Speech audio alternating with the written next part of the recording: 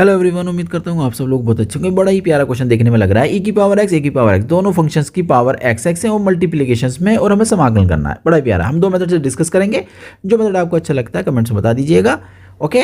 और इस वीडियोस पर लाइक भी कर दीजिएगा। अच्छा लगता है कि आपने इस क्वेश्चन को समझ लिया। सबसे पहले फर्स्ट मेथड डिस्कस करते हैं। भैया आई बराबर हम लोग मान लेते हैं ए की पावर एक्स और ई की पावर एक्स, ठीक है। तो जब देखो पावर दोनों की समान होती है ना, हम लोगों ने डिस्कस किया था कभी एस एक्स की पावर एक्स हो जाए या 3 की पावर भी एक्स हो जाए, तो हम लोग ऐसे नहीं लिख दिया करते थे ये 3 और इस तरीके से ना, इसको 6 की पावर एक्स।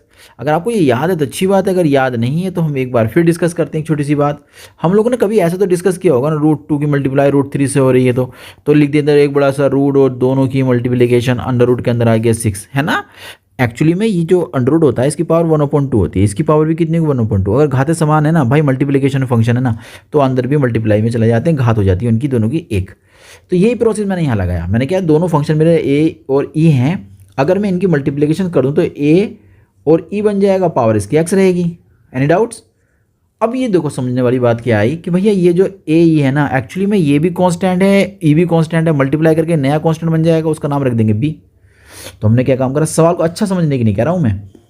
ए ई बराबर हमने इसको लिख दिया बी, ठीक है। तो आई बराबर समाकलन में आ गया बी की पावर एक्स और ये डी एक्स हो गया। और हम सब जानते हैं एक बड़ा सा प्यारा फॉर्मूला हम डिस्कस करके आए थे कि भैया ए की पावर एक्स का समाकलन क्या होता है। हमने सबने पढ़ा था भैया ए की पावर एक्स का समाकलन होता है ए की पावर एक्स अपॉन में log ए।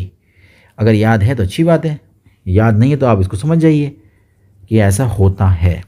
तो यहाँ पर क्या हो जाएगा, बी की पावर एक्स हो जाएगी, अपॉन में कितना आ जाएगा, log बी आ जाएगा, और प्यारा सा एक कांस्टेंट सी डाल देंगे।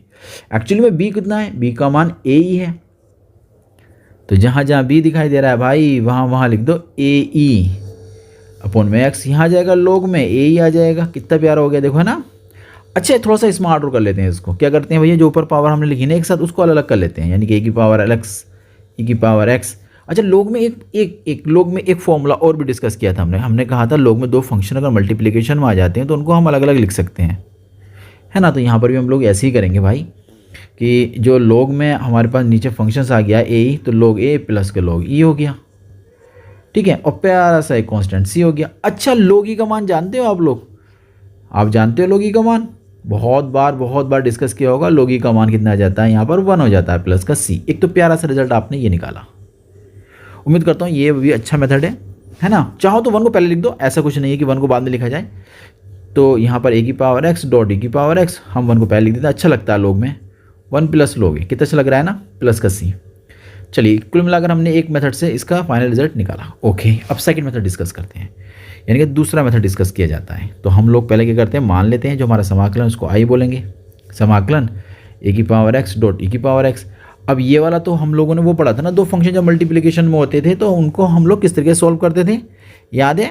हम ना एक को बाहर रखेंगे, एक के अंदर समाकलन करते थे, माइनस बड़ा समाकलन, मंझला कोष्टक, करली ब्रैकेट कहते हैं इसको, मंझला कोष्टक, जिसको छोड़ दिया उसका अवकलन करेंगे, जिसका समाकलन एक बार कर दिया उसका समाकलन एक बार फिर करेंगे, और फिर ये dx हो जाएगा, फिर ब्रैकेट बंद कर देंगे, फिर बाहर dx हो जाएगा। याद आया ना ये वाला फॉर्मूला? उम्मीद करता हूँ कि आपको याद आ गया होगा। इतना प्यारा सा फॉर्मूला है। ई की पावर एक्स का समाकलन सब जानते हैं भैया, यही रहेगा। यहाँ इसका अवकलन करो, ए की पावर एक्स का अवकलन तो ए की पावर एक्स और log ए आ जाएगा, और यहाँ ई की पावर एक्स का समाकलन ई की पावर एक्स रहेगा, और ये dx बाहर वाला जो है वो ये आ गया। चलिए, इतना तो हम लोगों ने कर लिया। यहाँ ए की पावर एक्स है डॉट ई की पावर एक्स है माइनस। अच्छा, ये जो कांस्टेंट नंबर है ये बाहर आ सकता है, बिल्कुल बाहर लिख सकते हैं। तो log ए बाहर आ गया, बचा कौन अंदर, ए की पावर एक्स डॉट ई की पावर एक्स और dx। देखिए यही तो रिजल्ट मेरा क्या है, आई है। इसे क्वेश्चन फर्स्ट बोल दीजिएगा, है ना, यूजिंग फर्स्ट कर लेंगे हम लोग। तो यहाँ आई बराबर कितना हो चुका है, ए की पावर एक्स, ई की पावर एक्स और log ए, और ये मेरा बन गया आई। कांस्टेंट डालना चाहो तो डाल दो, लिखना चाहो तो लिख दो, तो बाद में लिख देना लास्ट में। इसको ले आएंगे इधर भैया, 1 आई प्लस log ए और डॉट में चल रहा आई बराबर बचा ए की पावर एक्स डॉट ई की पावर एक्स। यहाँ से क्या करेंगे भाई, अब ये आई जो दिखाई दे रहा है भाई कॉमन ले लो, कॉमन 1 प्लस से कितना हो जाएगा, log ए हो जाएगा, बराबर में आ जाएगा ए की पावर एक्स डॉट ई की पावर एक्स। तो आई बराबर हो गया फाइनल रिजल्ट आपका ए की पावर एक्स और ई की पावर एक्स अपॉन में चला जाएगा 1 प्लस log ए। और प्यारा सा एक कांस्टेंट c ऐड करता हूँ। तो उम्मीद करता हूँ ये वाला मेथड भी अच्छा है, आपकी समझ में आ गया होगा। हम लोग मिलते हैं कि नए क्वेश्चन के साथ।